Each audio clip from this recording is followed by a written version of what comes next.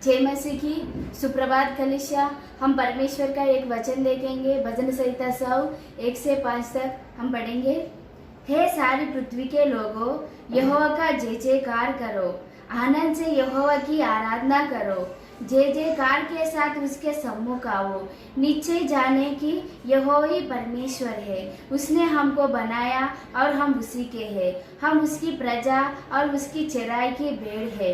उसके फाटकों से धन्यवाद और उसके आंगनों में स्तुति करते हुए प्रवेश करो। उसका धन्यवाद करो और उसके नाम को धन्य कहो, क्योंकि यहोवा भला है, उसकी करुणा सदा के लिए और उसकी सच्चाई पीढ़ी से पीढ़ी तक बनी रहती है। आमीन। प्रभु को धन्यवाद करेंगे क्यों नहीं समय। पिता परमेश्वर धन्यवाद प्रभु, आज का जो सभा जो है प्रभु आपके हाथ में रखते प्रभु, आप हमें अगुवाई कीजिए, आप मार्गदर्शन कीजिए। धन्यवाद पिता परमेश्वर, इस समय की जो सभा में प्रभु हम जो भी स्तुति आराधना और जो भी वचन होगा प्रभु आप हमारे साथ रहेगा। धन्यवाद प्रभु, इन दिनों में लोगों के साथ में आपकी बड़ी दया और बड़ी कृपा रख के प्रभु हम सभी को प्रभु आर्थिक स्थितियों में घरों में प्रभु आपने सुरक्षित रखा और संभाला। धन्यवाद प्रभु, हम आपका आभारी है पिता परमेश्वर। आज हमें रविवार को प्रभु आपको जय जयकार करने के लिए हमें मौका दिया प्रभु, मैं आपको धन्यवाद करके प्रभु ये प्रार्थना यीशु मसीह के नाम में प्रभु, आमीन आमीन। जिस तरीके से आज हमारे बीच में आराधना होगा और आराधना के बाद हमारे बीच में प्रार्थना ही होगा। इसके बाद में हम रोटी रस में जाएंगे और बाद हमारे बीच में जो परमेश्वर के संदेश जो लेके आ रहा है मनोज भाई हमारे बीच में वचन लेके आ रहे हैं, हम इस समय देखेंगे। कोई नहीं कर सकेगा तेरे प्यार से मुझको अलग, कोई नहीं दे सकेगा ऐसा प्यार तेरे बिना। कोई नहीं तेरे बिना, कोई नहीं तेरे बिना, कोई नहीं कर सकेगा तेरे प्यार से मुझको अलग। सबको संभालो प्रभु, सबको बुद्धि ज्ञान दे दो प्रभु। प्रभु हम लोग के फैमिली में जो भी परिचय वाला धन्यवाद प्रभु, हम सबको बुद्धि ज्ञान दे दो। हम लोग के संडे स्कूल में जो भी आता है उनको बुद्धि ज्ञान दे दो प्रभु। आपके वचन में, आपके गाने में, आपके प्रेयर में बढ़ने के लिए बुद्धि ज्ञान दे दो प्रभु, इसके लिए धन्यवाद प्रभु। मेरे देश में जो भी करना वायरस को निकाल दो प्रभु। आप ही सर्वशक्ति के प्रभु है प्रभु, आप ही रखवाला है प्रभु। प्रभु इस दुनिया में जो भी करना वायरस उस करना वायरस से निकाल दे, इसके लिए धन्यवाद करते। हम सबको संभालो प्रभु इस करना वायरस से प्रभु। जिसको भी बुखार है प्रभु उस बुखार से निकाल दो प्रभु उनको प्रभु। दोस्त गरीबी को आप खाने के लिए खाना, पीने के लिए पानी दे दो, इसके लिए धन्यवाद करते। ये छोटी सी विनती अपने नाम से प्रभु। सबको अच्छे से संभालो, मेरा सबका दुनिया को अच्छे संभालो। कोरोना वायरस सारे यीशु मसीह के नाम से भगाओ प्रभु, और सबको अच्छे संभालो। हमारे फैमिली को अच्छे संभालो, हमारा चर्च को संभालो, सबको अच्छे संभालो। एक छोटे से विनती यीशु मसीह के नाम से आमीन। प्रभु कोरोना वायरस को पूरा देश से निकाल दो प्रभु। किसको भी बीमार है प्रभु वो बीमार निकाल दो प्रभु। धन्यवाद प्रभु, तुम जिंदा है, रखवाला है प्रभु। धन्यवाद प्रभु। ये छोटे से यीशु मसीह नाम से आमीन। आप सब कैसा है? इस समय हम लोग रोटी रस में जाएंगे। 1 कोरिन्थियों 11:23। क्योंकि ये बात मुझे प्रभु से पहुंची और मैंने तुम्हें भी पहुंचा दी थी। प्रभु यीशु ने जिस रात पकड़वाया गया रोटी ली और धन्यवाद करके उसे तोड़ी और कहा, ये मेरी देह है जो तुम्हारे लिए है, मेरे स्मरण के लिए यही किया करो। इसी रीति से उसने बिहारी के पीछे कटोरी भी लिया और कहा, यहाँ कटोरा में लहू में नई वाचा है, जब कभी पियो तो मेरे स्मरण के लिए यही किया करो। क्योंकि जब कभी तुम यहाँ रोटी खाते और इस कटोरे में से पीते हो तो प्रभु की मृत्यु को जब तक वह ना आए प्रचार करते हो। हम धन्यवाद देते इस वचन के लिए। प्रभु ने हमारे लिए उस क्रूस पे बलिदान हुआ हमारे पापों के कारण। हम धन्यवाद देते उस दिन को हम याद करते, स्मरण करते। हम इस समय रोटी रस देते।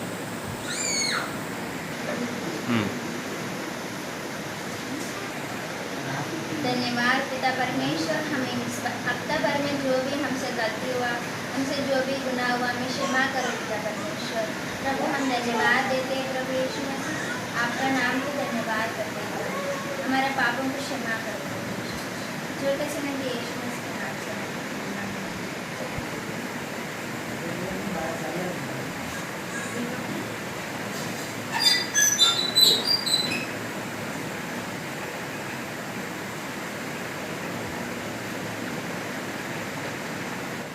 Praise the Lord. दोस्तों जय मसीह की। गए संडे हमने देखा कि भाई जयेश ने किस तरह से वचन हमारे बीच में रखा, बिना पक्षपात किए हर एक लोगों को वचन परमेश्वर का बांटना है।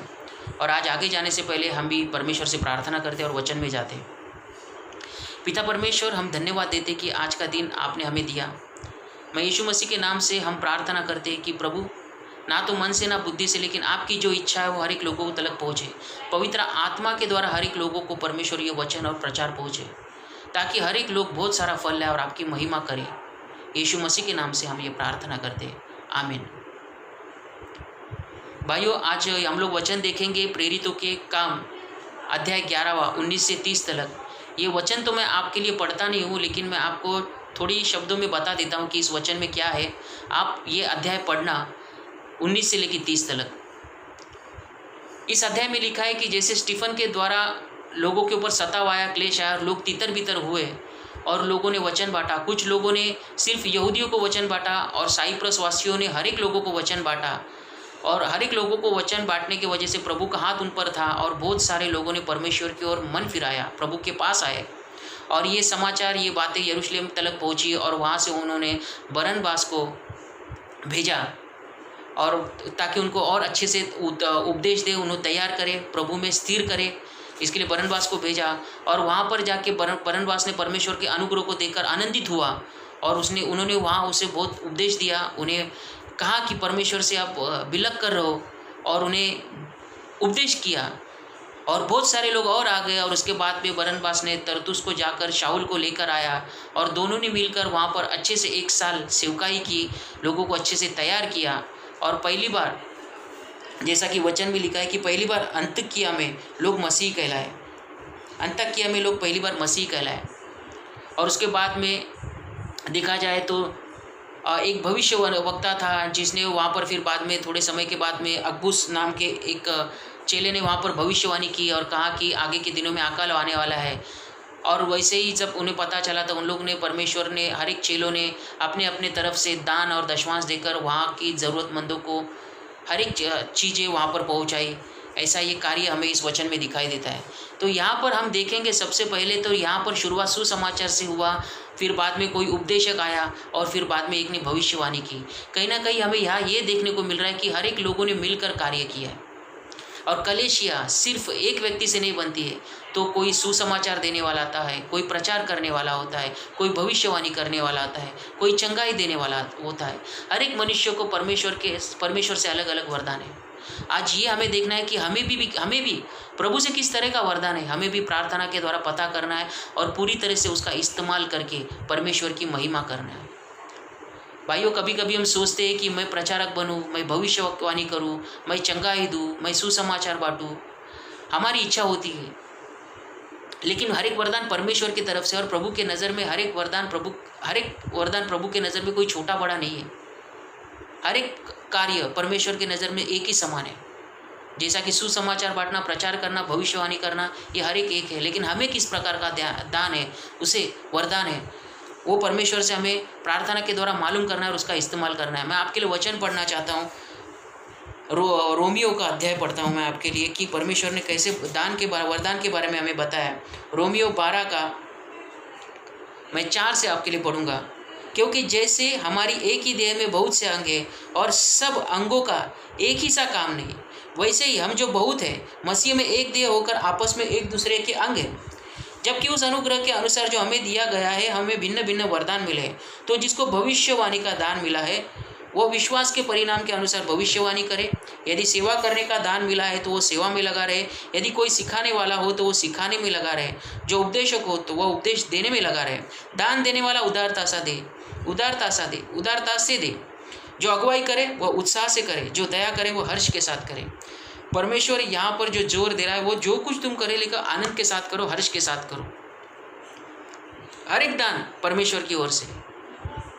अगर सारा शरीर आँख होता तो सुनने का काम कहाँ से होता? वचन कहता है सारा शरीर अगर कान होता तो देखने का काम कहाँ से होता? सारा शरीर अगर हाथ होता तो चलने का काम कहाँ से होता?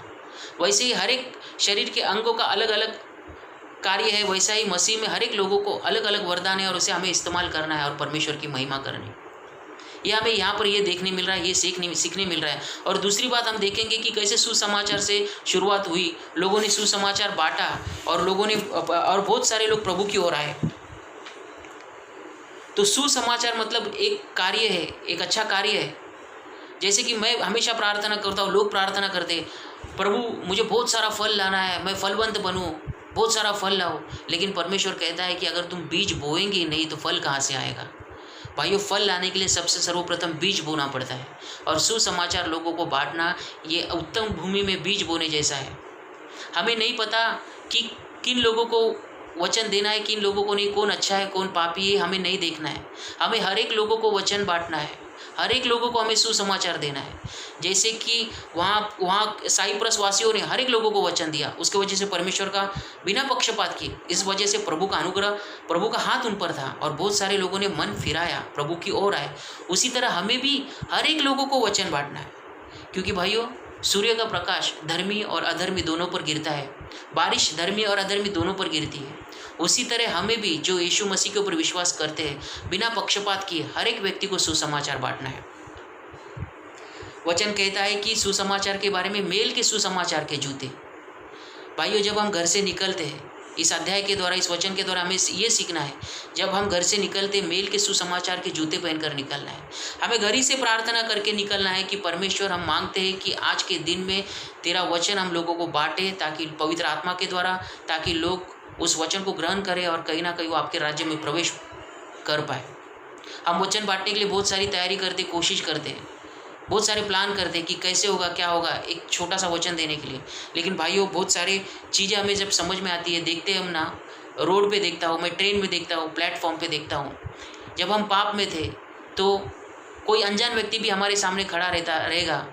मैंने ऐसे देखा है कितने व्यक्तियों को, उसको अनजान व्यक्ति को देखकर बोलता है, भाई तंबाकू है, चूने का ट्यूब है लेकिन तंबाकू नहीं है। और वो अनजान व्यक्ति उस व्यक्ति को दे देता है। और वहाँ पे पाप करने में कितना प्यार और पाप करने में कितना अंडरस्टैंडिंग होता है।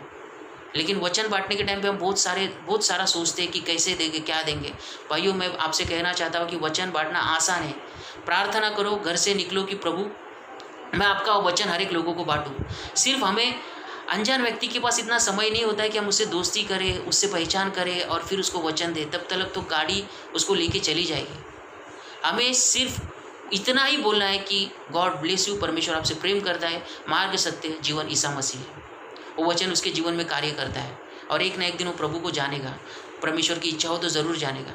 मैं आपसे कहना चाहता हूँ कि आज से 20 से 25 साल पहले की बात मैं बताता हूँ। एक अनजान आदमी मेरे घर पर आया, कोई जान पहचान हमारी नहीं थी। उसने सिर्फ इतना ही बोला, मार्ग सत्य जीवन यीशु मसीह है। मेरी माँ ने उसको बोला कि हम भगवान को मानते हैं, आप आगे जाओ, हमारा भगवान है दूसरा कोई, आप आगे जाओ। वो वचन मैंने सुना था, लेकिन सिर्फ उतना ही उसने बोला, कोई ज्ञान की बातें नहीं सिखाई, सिर्फ बीज बोकर चला गया। आज 25 के 20 साल के बाद मैं प्रभु में हूँ। वैसे ही हमको सिर्फ वचन बांटना है, कोई ज़्यादा बड़ा ज्ञान और बुद्धि के द्वारा नहीं, सिर्फ यीशु मसीह मार्ग सत्य जीवन है और परमेश्वर आपसे प्रेम करता है। अनजान व्यक्ति भी खुश हो जाता है। जैसे मैं आया, जैसे आप लोग आए, वैसे हर एक व्यक्ति सुसमाचार वचन बांटने से एक दिन उन लोग प्रभु में, प्रभु की इच्छा हो तो प्रभु में उन लोग ज़रूर आएंगे। अपुल्लोस ने लगाया और पौलुस ने सींचा और परमेश्वर की कृपा के द्वारा वहाँ पर फल है। इसी तरह यही कार्य हमको भी आगे तलक करना है। बाद में हम देखते हैं कि जैसे लोग प्रभु में आ गए, प्रभु में आने के बाद में यरूशलेम से बरनबास को वहाँ पर भेजा गया और बरनबास ने वहाँ पर लोगों को उपदेश दिया, वहाँ पर तैयार किया। वो कार्य वही हमें भी करना है, वही सीखना है। भाइयों, प्रभु में आना, प्रभु को जानना और परमेश्वर के अनुसार जीवन जीना, इसमें बहुत फ़र्क होता है। प्रभु में आ तो जाते हैं, लेकिन वहाँ पर जो कार्य उन्होंने किया, वहाँ पर बरनबास ने और शाऊल ने बाद में मिलकर 1 साल तक वहाँ पर एक अच्छी मेहनत की, कार्य किया। लोग आ तो गए, लेकिन अभी उनको प्रभु में स्थिर करना है। लोगों को सिर्फ बत्तीसवां नहीं देना है। तो वचन कहता है कि लोगों को सिद्ध बनाकर परमेश्वर के सामने हमें उपस्थित करना है। मैं आपके लिए बाद में वचन पढ़ूंगा, लेकिन देखते हैं कि वहाँ पर 1 साल तक क्या कार्य किया होगा। लोगों को स्थिर रखना है। भाइयों, हम देखते हैं कि लोग प्रभु में तो आ जाते हैं, लेकिन बहुत सारा तकलीफ क्लेश आने के बाद में बहुत सारे फिर प्रभु में से फिर चले जाते हैं, और ये सारी बातें हमें सिखानी पड़ती है। और यही कार्य वहाँ पर बरनबास ने और शाऊल ने मिलकर किया है। जो लोग विश्वास में मजबूत होते हैं उनको तो पवित्र आत्मा सिखाता है, लेकिन जो निर्बल होते हैं, कमज़ोर होते हैं विश्वास में, उनको सिखाने की ज़रूरत पड़ती है। जिस तरह से बरनबास ने और शाऊल ने वहाँ पर 1 साल कार्य किया। हम वचन में देखते हैं कि जो उन लोग ने 1 साल वहाँ कार्य किया, उसके पीछे का कारण ये है कि संसार, पाप और शैतान की द्वारा की गई परीक्षाएं विश्वासी को उद्धार के मार्ग से भटका सकती है। और वही कार्य वहाँ पर परमेश्वर के दासों ने, बरनबास ने और शाऊल ने वहाँ पर कार्य किया। लोगों को सिखाना पड़ता है, बताना पड़ता है कि तुम्हारे पास ऊपर जब परीक्षा आती है तो उसमें तुमको स्थिर रहना है, और परीक्षा आती है इसके लिए ताकि तुम पास हो और तुम आगे की कक्षा में जाओ, तुम उन्नति करो। ये लोगों को सिखाना पड़ता है, और वही कार्य वहाँ पर किया है। वही कार्य उन्होंने वहाँ पर किया है। वचन कहता है कि तुम्हारा विरोधी शैतान गर्जने वाले सिंह के समान कब किसको फाड़ता हो, इसकी धुन में लगा रहता है। और यही सब बातें हमें नए विश्वासियों को सिखाना पड़ती है, क्योंकि वो तैयार हो जाए, हर एक क्लेश में, हर एक परिस्थिति में तैयार हो जाए और वही कार्य करे जो आज पौलुस पतरस ने किया, जो आज हम कर रहे, और बाद में वो भी कर पाए, सिद्ध बने। मैं आपके लिए वचन पढ़ता हूँ। लोगों को सिर्फ प्रचार देना, सुसमाचार बांटना इतना ही नहीं होता है, तो बाद में उनको कैसे, किस तरह से हर एक परिस्थिति में हमें स्थिर रहना, वो भी सिखाना ज़रूरी है। मैं आपके लिए वचन पढ़ूंगा, कुलस्सियों का अध्याय 1 का 28 पढ़ूंगा। जिसका प्रचार करके हम हर एक मनुष्य को चेतावनी देते हैं और सारे ज्ञान से हर एक मनुष्य को सिखाते हैं कि हम हर एक व्यक्ति को मसीह में सिद्ध करके उपस्थित करें। हर एक व्यक्ति को मसीह में सिद्ध करके उपस्थित करने का काम बरनबास ने और शाऊल ने वहाँ पर 1 साल मेहनत उसके लिए की, एक कार्य किया। लोग प्रभु में तो आ गए, लेकिन अब परमेश्वर के सामने उन्हें उपस्थित करके रखना है, उन्हें सिद्ध बनाना है, उन्हें स्थिर रहना है, उन्हें कैसे स्थिर रहना है, कैसे तैयार करना है, ये सब कार्य उन्होंने वहाँ पर किया। भाइयों, जब हम 32वां लेते उद्धार की गाड़ी में तो बैठ जाते हैं, लेकिन उसके कुछ नियम होते हैं, आज्ञा पालन, जो हमको परमेश्वर तक लेके जाते हैं। जो स्लो ट्रेन होती है वो हर एक स्टेशन पे रुकती है, लेकिन फास्ट ट्रेन कम स्टेशन पे रुकती है। उसी तरह जब हम परमेश्वर में आ जाते हैं, प्रभु को जान लेते हैं, तो हमें भी हमारा मन कहे वहाँ नहीं रुकना है, पवित्र आत्मा जहाँ जा कहे वहाँ हमें रुकना है। भाइयों, हमें मतवालापन, लीला क्रीड़ा, क्रोध, ईर्ष्या, भले के बैरी, पियक्कड़पन, इन स्टेशनों पे नहीं रुकना है। तो हमें अब पवित्र आत्मा मिला है, तो अभी हमें सिर्फ प्रेम, आनंद, धीरज, शांति, कृपा, भलाई, नम्रता, संयम, विश्वास, इन स्टेशनों पे रुकना है। यही सारे स्टेशन हमें परमेश्वर तक लेके जाते हैं। यीशु मसीह के बीच में और हमारे बीच में इतने ही स्टेशन हैं, ये 9 स्टेशन, और इसी पे पवित्र आत्मा के अगुवाई में हमें रुकना है, पवित्र आत्मा में हमें चलना है। और यही कार्य वहाँ पर बरनबास ने और शाऊल ने मिलकर किया है। हम देखते हैं कि ये सब आसान कार्य नहीं होता है, लेकिन पवित्र आत्मा जब हम में आता है तो हमें वो सिखाता है और हमारे लिए आसान करके देता है। एक किसान होता है, वो सिर्फ बीज नहीं बोता है, बीज बोने के बाद फल आने तक वो उसकी निगरानी करता है, उसका ख्याल रखता है और अच्छे से संभालता है, पूरा ध्यान होता है, उसकी एक अच्छी मेहनत होती है, तभी बहुत अच्छे फल आते हैं। माँ बाप जब अपने बच्चे को बड़े करते हैं, उनको अच्छे से बड़ा कर उनके खुद के पाँव पर खड़ा करने तक हर एक चीज़, हर एक ज़रूरत की चीज़ें उन्हें देते हैं, ताकि वो खुद के पाँव पर खड़े हो और एक दिन वो भी लोगों को संभालने वाले बने, अपने परिवार को संभालने वाले बने। इसी तरह का कार्य वहाँ पर शाऊल ने और बरनबास ने मिलकर किया है। बहुत सारे कलीसियों में एक बार लोगों को वचन मिल जाता है तो लोग सोचते कि अभी इनका हो गया, इनको समझ में आ गया है अब, और उनको छोड़ देते हैं। उस तरीका का कार्य नहीं है। एक कलीसिया बनाना, उसके पीछे मेहनत है, लोगों को स्थिर रखना, लोगों को परमेश्वर तक लेके जाना, इसके पीछे एक कार्य है, पवित्र आत्मा और मेहनत है। और यहाँ पर हम वही देखते हैं और वही कार्य हमको भी करना है। उसके बाद हम आगे देखेंगे कि किस तरीके से आगे एक अगबुस नाम के व्यक्ति ने, जो परमेश्वर का दास था, किस तरह से उसने मेहनत भविष्यवाणी की और भविष्यवाणी करके उसने बताया कि आने वाले दिनों में अकाल आने वाला है। और ये जानकारी होने के बाद, ये मालूम गिरने के बाद लोगों ने, चेलों ने जो कुछ बन पड़ता है उन्होंने अच्छी दान जमा किया और लोगों तक पहुँचाया। आज हम देखते हैं कि हमें भी इसी प्रकार का दान और दशवांश करना है। लोगों को ज़रूरत वाली चीज़ें हमें पहुंचानी है। आज जो परिस्थिति हमारे ऊपर है, आज वही परिस्थिति हमारे ऊपर भी वही परिस्थिति है। कहीं ना कहीं तो थोड़ा फार अकाल के जैसा सब कुछ बंद है, सन्नाटा है, लोगों का काम छूट गया है। आज इस परिस्थिति में हम बोलते क्या है, वो महत्वपूर्ण बात है। हम सोचते कि मेरा काम चला गया है, मैं कैसे दशवांश दूँ, मेरा तो काम भी चला गया और कुछ चिन्ह भी नहीं दिखाई दे रहा है कि कुछ शुरुआत हो जाएगी, दिन ब दिन सब कुछ बढ़ रहा है, कैसे होगा, क्या होगा, इसी चिंता में हम लगे रहते हैं। भाइयों, विपरीत परिस्थिति में हम क्या बातें करते हैं वो ज़्यादा महत्वपूर्ण है। मैं आज वचन के द्वारा बताना चाहता हूँ कि परमेश्वर ने, जब भी पृथ्वी बेडौल थी, सुनसान थी और परमेश्वर का आत्मा गहरे जल पे मंडरा रहा था, कुछ भी नहीं था, सब कुछ खत्म हो चुका था, लेकिन परमेश्वर यहोवा ने ये नहीं बोला कि कैसे होगा, क्या होगा। परमेश्वर ने सिर्फ इतना ही बोला, उजियाला हो, और उजियाला हो गया। हम विपरीत परिस्थिति में क्या बातें करते हैं वो महत्वपूर्ण होता है। भाइयों, आज की परिस्थिति कहीं ना कहीं दान और दशवांश और लोगों को मदद करने का ही समय है, लेकिन आज हम कहीं ना कहीं तो देख रहे हैं, और ये सही बात है कि हमारे ही वांदे हैं, हमें ही नहीं मिल रहा है, हमारा ही काम छूट गया है, हमारा ही पगार नहीं आ रहा है, हम ये बातें कर रहे हैं और कहीं ना कहीं तो ऐसा मन में होता है, लेकिन बोलना क्या है हमें इस परिस्थिति में भी। भाइयों, विश्वास वो नहीं होता है जो सब कुछ आसानी से हो रहा है, जो हम कर सकते हैं वो हम काम करें, वो विश्वास नहीं होता है। जो हम नहीं कर सकते और वो हमें करना पड़ता है, वहाँ विश्वास की ज़रूरत होती है।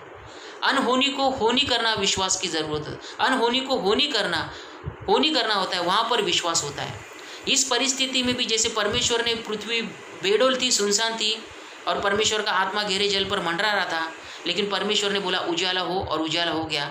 आज यही परिस्थिति में हमको भी बोलना है कि भले आज दिखाई तो दे रहा है मेरे पास कुछ नहीं है, लेकिन मैं परमेश्वर से प्रार्थना करूंगा और मुझे विश्वास है कि इस परिस्थिति में भी परमेश्वर मेरे साथ है और मेरी सारी ज़रूरतें पूरे करेगा, और मैं भी लोगों की ज़रूरतें पूरी करूँगा, और जो कुछ मेरे पास मुझसे बन पड़ता है वो मैं लोगों को दूंगा, मैं दान करूँगा, मैं दशवांश दूंगा और लोगों तक पहुँचाऊँगा। अगर हम ये बोलते हैं तो हम भी परमेश्वर के जैसा उजियाला बनाते हैं पृथ्वी के ऊपर। अनहोनी को होनी करना विश्वास होता है, जो हम कर सकते उसको विश्वास नहीं बोलते, और परमेश्वर हमें ऐसे ही काम करने बोलता है जो हमसे हो नहीं सकते, क्योंकि वहाँ पर ही प्रभु देखता है कि ये कितना मुझ पर विश्वास करता है। भाइयों, दान और दशवांश के बारे में मैं आपसे बताना चाहता हूँ कि हम बहुत सारे काम किए, हमने प्रचार किया, हमने लोगों के शरीर से भूत निकाले, लोगों को चंगाई दी, और एक दिन यीशु मसीह के पास जाकर खड़े हो गए। यीशु मसीह बोलेगा मैं आपको नहीं जानता हूँ, क्योंकि जब आपके पास मैं आया तो आपने मुझे भूखा था, मुझे खाना नहीं दिया, मैं प्यासा था, मुझे पानी नहीं पिलाया। और आप पूछोगे प्रभु कब आप मेरे पास आए थे, तो परमेश्वर कहेगा जिस भूखे और प्यासे इंसान को तुम नहीं दिया, आपने मुझे नहीं दिया, और जिस भूखे और प्यासे को आप देते हो तो आप मुझे देते हो। इस वचन के द्वारा हमें देखना है कि हमें भी परमेश्वर में दान और दशवांश और लोगों तक ज़रूरतें, जो भी ज़रूरत है हमें पहुंचाना है। हम देखेंगे, हम सोचते कि मैं अमीर बनूं, मेरे पास पैसा ज़्यादा आएगा तो मैं परमेश्वर को दान और दशवांश दूंगा। नहीं भाइयों, मैं आपके लिए एक अध्याय पढ़ना चाहता हूँ। अगर आप प्रभु में और पवित्र आत्मा में होकर आप अच्छी बातें बोलोगे विपरीत परिस्थिति में भी, वो विश्वास होता है। मैं आपके लिए वचन पढ़ता हूँ।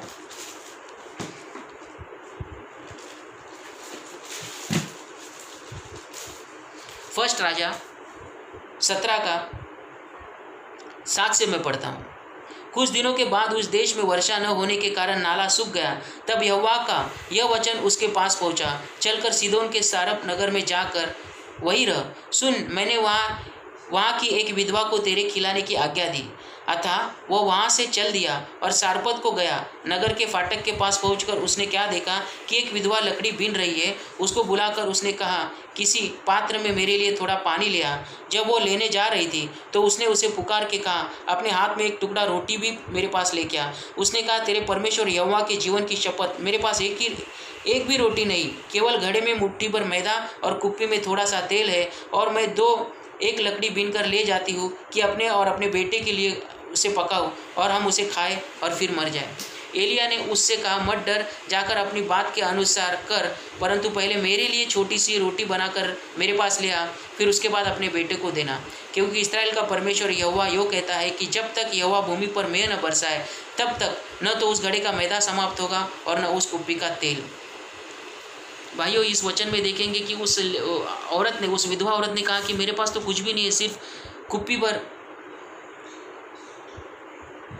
एक रोटी नहीं, केवल घड़े में मुट्ठी भर मैदा है और कुप्पी भर थोड़ा सा तेल है, और वो भी मैं अपने बच्चे को देने वाली, और खा के हम मर जाएंगे। कुछ भी नहीं था। उसी तरह हमारे में जीवन भी देखते कि कुछ है नहीं, आने के बाद हम देंगे। लेकिन जैसे उसने परमेश्वर का आज्ञा का पालन किया, उसने उस दास का सुना, उसने एलिया का सुना, और जाकर वो खाकर मरने वाली थी, लेकिन कुछ भी नहीं था। लेकिन जो उसने एलिया ने कहा कि तू अपने बच्चे के लिए भी बाद में दे, लेकिन मेरे पास पहले मुझे लेके आ, और वो विधवा जाती है और वो लेके आती है और उसको दे देती है। उसके बाद में वचन कहता है कि तब वो चली गई, और एलिया के वचन के अनुसार तब से वह स्त्री और उसका सारा घराना बहुत दिन तक खाते रहा। भाइयों, मैं आपसे प्रार्थना करता हूँ और विनती करता हूँ कि हमें दान और दशवांश देने के लिए धन की नहीं, अच्छे मन की ज़रूरत होती है, इच्छा की ज़रूरत होती है। हमें इस अध्याय से यही सीखने को मिल रहा है कि हमें सुसमाचार बांटना है, उपदेश देना है, लोगों को तैयार करना है, उनकी ज़रूरतें पूरी करनी है, दान और दशवांश देना है। आज परमेश्वर इस वचन के द्वारा हमें यही सिखा रहा है। धन्यवाद। आइए हम सब मिलकर प्रार्थना करते हैं। पिता परमेश्वर, जो कुछ परमेश्वर आज अपने वचन के द्वारा लोगों को तलक दिया है, मैं दुआ करता हूँ कि लोग इसी के ऊपर मनन चिंतन करें, परमेश्वर के साथ संगति करे, प्रार्थना करे और लोगों तक पहुँच रहे, और तेरा वचन हर एक लोगों को बांटे, ताकि हर एक लोग तेरे राज्य में प्रवेश कर पाए।